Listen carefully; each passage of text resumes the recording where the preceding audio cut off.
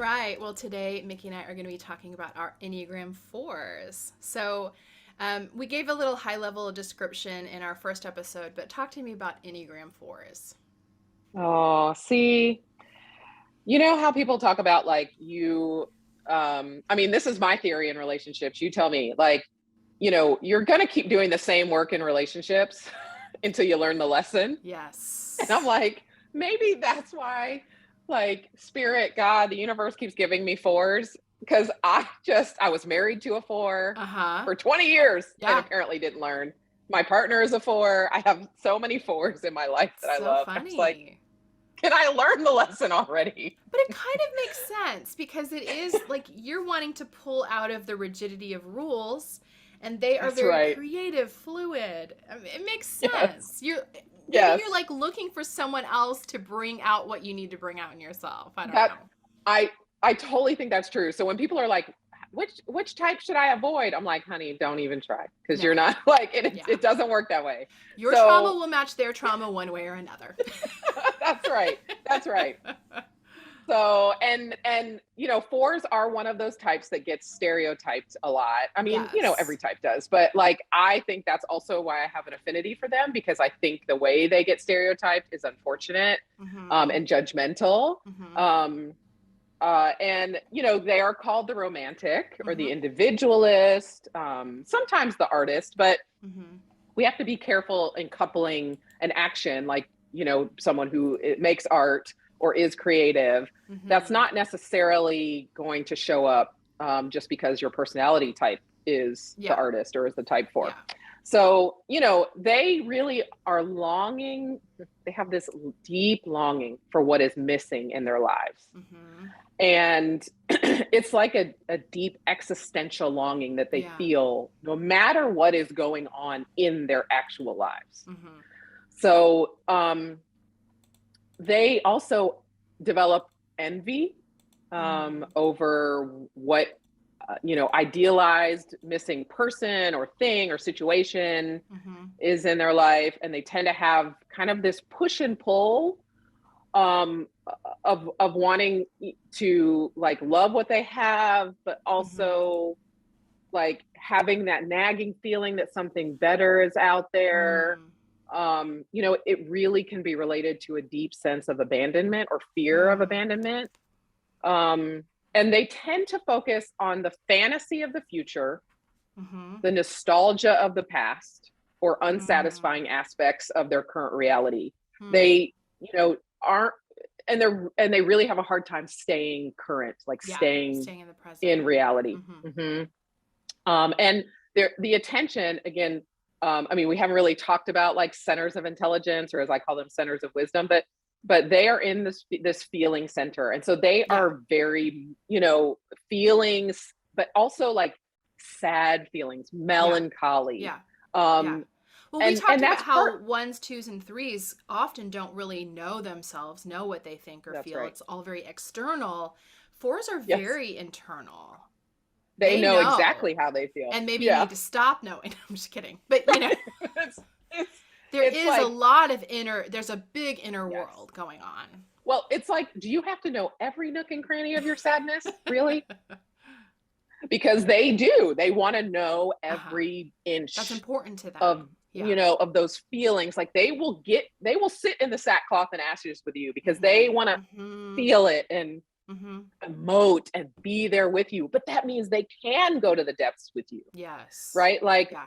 fours can, you know, can really get in those helping professions where they have to Mhm. like cry and weep with someone, help you bury a child. Like Yeah. they are going to be with you. And Yeah. they're also pretty buoyant, right? So they can Mhm. recover from that Yeah. and go Mhm. have a good time. What I've observed in fours is that fours can work a room. Mm. They're going to bounce from person to person and can have an in-depth conversation over here where somebody's crying and then bounce over to another person and Mhm. they're laughing it up, Yeah. right? So there is this kind of, Mhm. buoyancy in them because they're so familiar with feelings and so comfortable with feelings. Yeah. Yeah. And they, but part of that is because they spend so much time internally in this like feeling of being unique, but we make fun of that uniqueness, but that uniqueness, with it comes a sense of never being understood, of being, you know, misunderstood and sad in a way that's like, when you really feel like there's no one else in the world that can get you, that's a really, really difficult, lonely place to be in. Yeah. And that's where a lot of fours spend a good chunk of time. Is feeling that isolation, that no one really knows me, and they desperately want to be known. That's right. Right. Yeah. So it can be, you know, a really difficult place. And so sometimes, yes, they can create drama. They can create, you know, it's like people who want to feel something so bad, they'll create anything in order to feel something. Yeah. Right. And so sometimes that can be part of that personality type, because it's like, as long as I'm feeling something, I know I'm alive. Yeah. And so that can not, it doesn't always look like this, and that's where the stereotypes come from, but it can manifest as outward expression. So it can manifest as, I mean, you know, that's right. I remember hearing someone joke, like, you know, we were in a conference talking about the Enneagram, and they were like, look around the room at all the people wearing hats. They're your Enneagram fours. Now that's completely reductive and inaccurate. But, you know, have you ever met someone and you just by their dress, you're like, I'm getting Enneagram 4 vibes, you know, because it does tend to be a little, you know, it can be a little bit out there. Right. And it can even be, it could be subtle, right? It could be like, we're all wearing the same uniform, but they have a pin.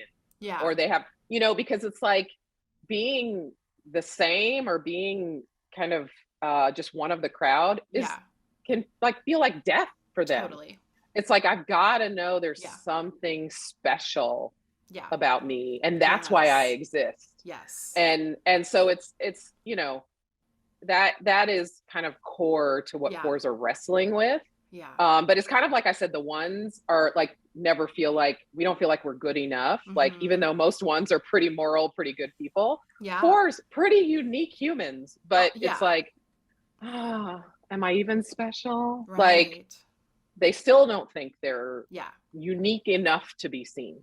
It's funny. I have a daughter who I think has any, you know, not ready to type, but she's a teenager, very Enneagram 4 tendencies.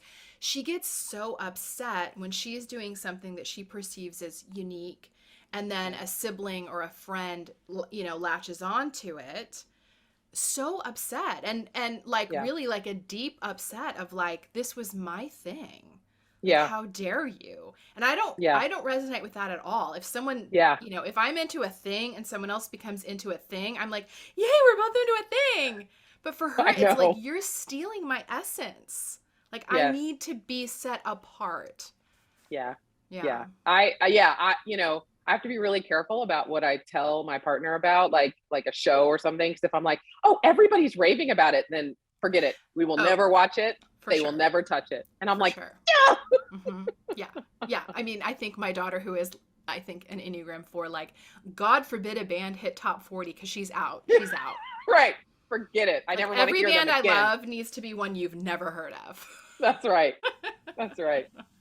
She was very sad this week when when she found out that I knew who Kate Bush was already. I love that when they ask us about somebody, like, you know, who's obviously been an artist for a long time. And I'm like, I have heard, like, my daughter, you know, she just graduated and has a degree in film. And she's like, at one point, do you know who Spike Lee is? I'm like, yeah, did live through the I'm 80s. Aware. Right. I'm like, tell me about him, sweetie. Like, totally. So what does self-care look like for an Enneagram 4? Yeah. Oh, so, you know, fours, they can really teach us about the depths, and journeying through difficult emotions, you know, and they're really trying to get back to that, or not get back to, but like, again, our personalities kind of cover up our essence. So like, that there really is this deep well of connection with the universe and other people, right? That it's not about separateness and being different, but like there is a deep connection that's already there and we don't have to fear it. So when fours can kind of do things to touch back into that, when they can really get into the present moment, I feel like I'm saying get quiet and still for everything, but like, well, there is some truth to that though. I mean, we do know that it makes sense. Right. That the antidote is the same. Yeah. Right. Like meditation or mindfulness, like that can be really, really helpful. But I will say fours usually want to do that their own way. Like, aren't into maybe guided meditation or whatever, or even just totally emptying their mind, right? They want freedom to do it their own way. There can be some of that kind of stuff with a four that they need to like figure out the ways in which they can touch into a variety of emotions, that they can touch into, the goodness in their life right now. Yes, because they can go backwards and they can go forwards. So but what does it really staying mean in the present feels like a touch practice. in? Right. Touch into what's really juicy and good and deep and unique about your life right now. About your loved ones right now, about the things you have in your life right now. Well, and a gratitude practice, right? Because they can get into that, as you said, that feeling of constant longing. Yes. And so to sit in the now and what am I grateful for today? Yeah. Yeah. And what is unique and good about their journey, but that is also deeply connecting to the rest of humanity and the world. Right? Like what does connect you to the rest of that? Where do you share points of life and vitality with other folks? That can be a really good way to for them to, touch into what resources they already have in their world. Yeah. And how do we best love our Enneagram fours you've been partnered with? Yes, I love my fours. Well, I think it can be tough to really love on fours because they do that push and pull thing, right? There's this there's this look at me, don't look at me, look at me, don't, and it's like, what do you want from me? Right. Right. So I actually think being kind of direct with fours and asking them what they want. Instead of trying to guess. Yes. Because that push and pull thing can be a hurdle to kind of like get over, especially early on in relationships. So, like kind of saying like, I see you. Yeah. And so what is it that you want from me? Like, how can I help you? How can I love on you well? Yeah. Do you want me to sit and be with you and do something sad? Do you want me to do something crazy and spontaneous with you? Like, what do you want to do right now? And asking them, don't like, sometimes there are types who might want to plan more, but like just on a Saturday, ask your type 4 what they want to go do. Yeah. Right. Being in the moment with them yes. will be a huge gift to them. Yeah. That's really good. That's good stuff. All right. Well, we are going to hear from someone who is an Enneagram 4.